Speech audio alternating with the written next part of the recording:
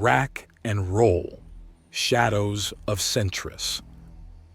Koa's impromptu test of Reggie's abilities consisted of bringing him to a treadmill to see how fast he could eat 5 kilometers, loading up the deadlift bars to twice Reggie's body weight at 370 pounds, followed by a quick spar with the bigger man. Then, before he has time to think, he's at the firing range and first given a pistol, a revolver, a shotgun, a breech-loaded rifle, a gun on full auto, and an emplaced rifle. By the end of it, Reggie had a slight ringing in his ears and Koa a huge smile on his face. Amadi had brought someone in to watch the whole time, and there's some nodding near the end of it. Well, Technician Pike, you've increased in skill. The only vaguely familiar man states. Reggie has seen him before, but never spent anywhere near enough time with the guy for his name and face to really stick. Sir? Reggie asks and gets a nod. I'm Officer Bajaj. I've been watching this little impromptu testing session. Your experience in combat has been noted. It's clear now that we've been evaluating your value in too narrow a field. Officer Bajaj introduces himself. You've got an excellent grip on your weapons and are in exceptional shape. A 4-minute mile is not to be sneezed at, even with Axiom assisting you. So what do you think, sir? Combat technician? Koa asks, and Officer Bajaj nods. Oh yes, his engineering credentials are excellent, and with this display of combat prowess, it's clear that Technician Pike is far from what's holding your little trinity back. I'll need to update some files now. Excuse me, the officer says before walking off. Anyone get the feeling that he's messing with us? Amadi asks. He's a commanding officer. They're always playing their pointless games. Koa remarks. Right, this was interesting, but I have to shower and get home now, Reggie says, and Koa just grins as Reggie calls being with Misty home. You know, that Mantis and Hydra have been good for the sarcastic bastard, Amadi notes after Reggie leaves the gun range. He lived a life with everything slowly falling away, a tooth-grinding, despairing fall into doom and death. Now he has a second chance, and he might not have openly acknowledged it, but he knows it. He has brothers, not in blood, but we're his brothers. He has someone to hold and wants to hold him. Both Misty and Shireen grabbed onto him and helped pull him out by having people who had no duty to him whatsoever care for him. It's something he's still processing. Koa remarks. Yeah, I've seen something like this in old dogs that came from bad homes. It takes a long while for them to learn that they're not going to get kicked, Amadi says. Yes, life seems to be done kicking him when he's down, but he's still not exactly up yet and taking advantage of it. He's still far too ready for the next blow. Koa replies. Not that it's a bad thing, he's learned how to roll with the hits, and if he's ready for them. The big man shrugs, and so does Amadi, who then grins. Right. Well, we've gossiped enough. I bet I can bullseye with a Mossberg to the end of the range more than you. You're on shorty. Koa answers. Dude, I'm 6 feet tall. Almost a midget, Koa continues and gets an elbow in the side before they both go for the range. He had showered and dressed appropriately. The fact that a lot of deodorants had to be discontinued in the wider galaxy was a bit of a thing, but not something that was of too much a concern. It was basically just soap anyways, at least as far as Reginald knows. Come in, darling, Misty gushes from inside before he can even knock on the front door. You know my home is yours. He opens the door and steps inside. In moments, she's on him a warm hug with hints of exotic flowers and silks from numerous different worlds. He returns it. Your friends called, said they ran you through some tests and to take it easy in case we were planning something strenuous. Why would they? Wait, what do they think we're doing? Reggie asks, even as she pulls away. I'm not sure, darling. Those naughty boys no doubt have entire lists of things we could be doing. Misty replies and leans in to kiss him when her communicator starts ringing. Make yourself comfortable, darling. I fear this may be a long call." She pulls away and he moves further into the bright, richly decorated apartment. His shoes are off and he's in a semi-formal outfit. It just never feels appropriate to wear anything less fancy in this place. It's as much an art gallery and studio as it is a home. You could run groups of children with a teacher through parts of this place to give them a little culture. Reginald felt as out of place as a wrecked car in a fine art museum. "What do you mean it cannot wait?" Misty asks and sighs. "That's not the issue. I have my husband with me and—" "My husband? My human husband? Yes, he's one of the men off the ship. An engineer. What are you even on about?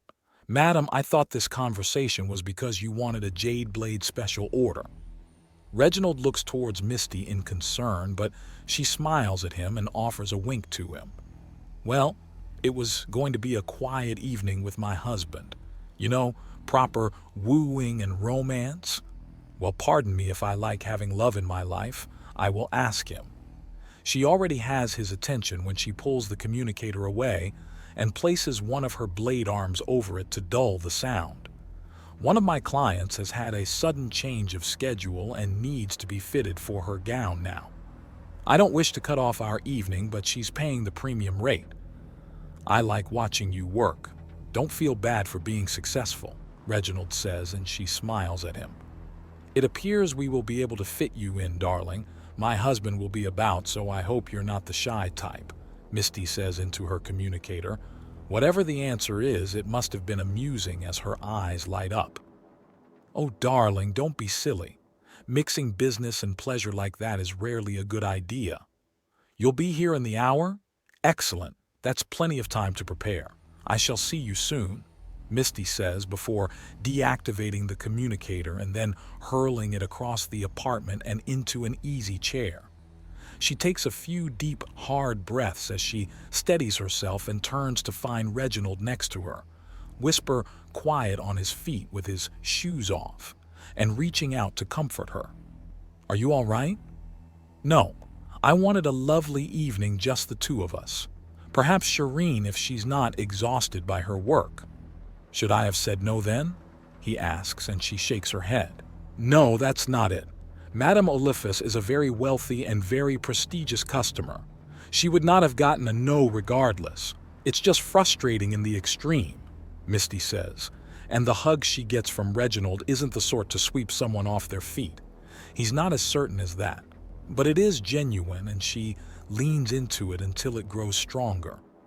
They spend a few minutes just together, basking in one another's presence, Misty enjoying the feeling of strong arms around her and a scent that speaks of desire from exotic places, whereas Reginald is wondering on some level if this will be lost someday. No way some broken old cynic can compete, not even if he's been rejuvenated to his youth. The hug breaks away after a few minutes and Misty gets to work setting up her studio for the fitting. Reginald tries to help a bit, but tailoring and dressmaking are very different skills from engineering or machining, although he could easily fix her tools if he needed to. So he stays to the side, and after a bit he considers something, which means that just as Misty finishes up her preparation, she's greeted with a platter of snacks and finger foods, perfect little things to pop in her mouth as she works. He even arranged them somewhat similar to a color wheel. "Oh, thank you, Reginald," she says, taking it and kissing him on the brow. She places it on a desk so that she can move while she works, and Reginald finds a place to sit so he can watch her work her magic. Unfortunately, he doesn't know much about fashion, so he can't offer any useful advice during any part of the procedure to come. Madame Olfus arrives early, which is almost a problem as the doorbell is rung just as Misty finishes up. "Not even a moment to myself." Misty gripes before steeling herself and putting a pleasant smile on her face. Her aura is also nothing but bubbly joy. "Darling, so good to see you. Please come in. The dress is lovely." Misty gushes and leads Madame Olfus into the room. "Meet my husband Reginald. He wants to watch me work today. But if that makes you uncomfortable, darling, Please say so. Now the timing is actually quite excellent in that the Orthani umbral silk arrived just yesterday. I see your husband may stay. He has a cute sort of uncertainty to him. Is he one of the younger humans? Madame Olfus asks. There's something in her tone that's distinctly off. Reginald chalks it up to some sort of cultural or sheer age thing. For all he knows, she's over 1,000 years old and was weaned around the same time Jesus Christ was. For all that she looks like a normal, if overly inflated, human woman. Although it's nowhere near as extreme as it is in other women. Apparently that's a sign that she's had children. But that too is a sign that's often erased by rejuvenating comas. He's one of the older ones actually, far from the oldest and most mature though. Poor dear has had an awful time of it, Misty says, even as Madame Olfus is set up on a little pedestal, and Misty begins bringing out cuts of shimmering black cloth to drape over her and pin in place. That little boy? Really? He looks more like a nervous young child wondering if he's about to get in trouble. He does look rather adorable, doesn't he? Misty says in a genial tone. If she took offense at Madame Olfus's words, she's not showing it. On to more relevant details. This silk, it's from the world of Valira, is it not? Madame Olfus asks. Misty gets herself into a good working pattern as she starts to answer. Yes, it is, as are the rest of the components of your gown, as you very well ordered, madam. The only corners I cut in my work are if it complements the style and pattern of the dress. The silk is made by the Gallio family from their umbral line, Valira natives born and bred. The many different spools of threads I am using come from the Weens family cooperation in Luxara City on Valira's eastern continent and are made from the fibrous stems of the planetary flower of Valira, the blooming whisper. This gives the threads an entire series of beautiful shades that crest through the darker end of the visible spectrum. I'll be using these to weave in subtle patterns throughout the gown so that it's eye-catching in ways that defy casual observation. I see. Very good. What are the precious stones and metals? Madame Olfus asks. At this point, the gown is pinned around her and Misty is making innumerable slight adjustments. She's not still for a moment as she takes countless tiny notes, adjusts, makes more notes, takes a picture and repeats the process over and over again. Both come from the mineral-rich northern continent of Valira. I'm afraid I could not track the source of each individual stone, but they mostly came from the Gorthan River area, a place where recent landslides has sent innumerable precious stones to be carried away by the water.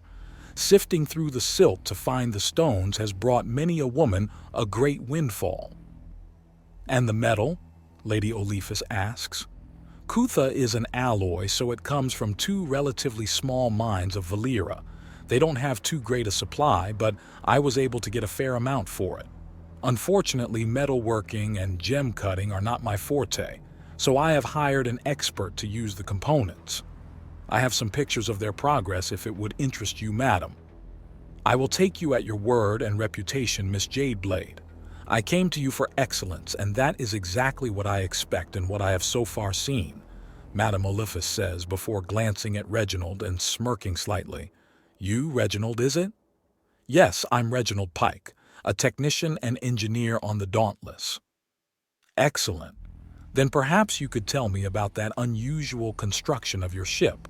A basic scan from the outside says that the many components were forged at wildly different times and there is massively different corrosion damage all over. Madame Olfus stats and Reginald considers for a moment before nodding. The information is not classified. That's because this ship was made by repurposing an entire naval fleet. Each difference in the corrosion rate or forging times indicates another vessel, implying that the rumors that humans go to war often is an accurate one, she asks, and Reginald considers that as well. Again, not a secret. I'm afraid so, ma'am, Reginald says. Again, their question wasn't for classified information, but he doesn't like answering it. I see. she says. Well, that could mean just about anything, couldn't it?